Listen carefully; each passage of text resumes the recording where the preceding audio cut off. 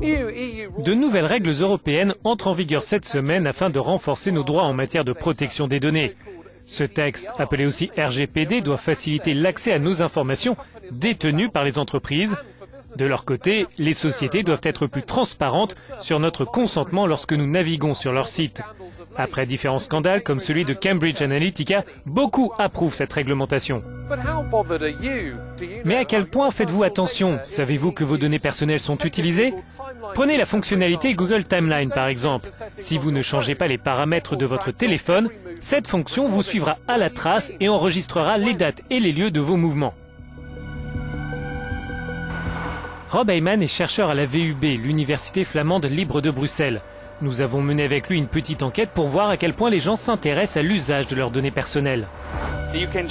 Vous pouvez vous mettre sur Google Maps si vous avez l'appli.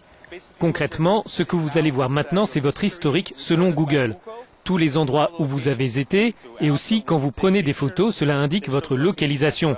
Nous pouvons voir où vous vivez, ce que vous avez fait et où vous vous êtes déplacé ce jour-là. Ce n'est pas bon. Non, vous ne le saviez pas? Je ne le savais pas. C'est inquiétant. Si vous allez sur vos paramètres, il y a une option, votre timeline. Cela ne dit pas grand-chose, mais si vous cliquez dessus, alors cela vous indique où vous vous êtes rendu toute la journée. C'est effrayant. Vous ne le saviez pas? Non, je ne sais pas comment ils utilisent ces données, seulement pour des raisons commerciales ou autres. Je ne sais vraiment pas, et quand je ne sais pas, cela m'inquiète.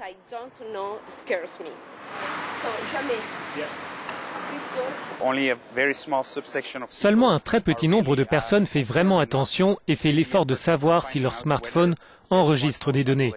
Le sentiment général est que cela arrive seulement aux autres. Pour la commissaire européenne chargée de la justice, ces nouvelles règles ont pour objectif de reconsidérer nos données et de pousser les entreprises à rendre des comptes.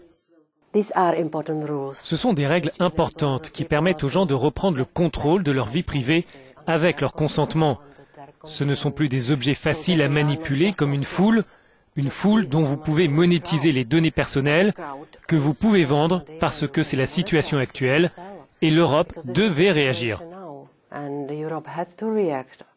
Après les différents scandales que nous avons vus, comment ces nouvelles règles peuvent ramener la confiance? Vous avez raison de dire que c'est une question de confiance et de franchise. Nos règles datent de 1995. Je n'avais pas de téléphone portable. La première fois que j'ai vu un téléphone portable, c'était à Londres en 1996 et j'étais surprise par cette nouvelle technologie. Cela souligne le besoin de nouvelles règles adaptées au développement technologique. Et pourquoi faudrait-il suivre ces règles?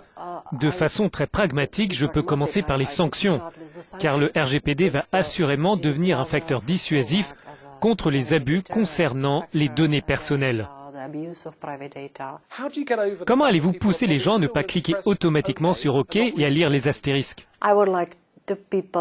Je veux que les gens comprennent que désormais ils ont l'opportunité de lire, de s'opposer et de dire à une entreprise « Rendez-moi mes données ». Vous lisez toujours les petites notes? Bien sûr que non. Donc il y a certaines de vos données détenues quelque part. Nous voulons que les entreprises transmettent des informations simples, qu'elles ont besoin des données pour des raisons marketing et ce qu'elles comptent en faire. Lorsqu'elles décident de changer leurs intentions, elles doivent prévenir les utilisateurs et expliquer de façon simple pourquoi il y a un changement. Et puis, un dernier point, à propos du scandale Facebook, beaucoup de gens se sont rendus compte qu'ils étaient désarmés. Et nous voulons qu'ils puissent se défendre.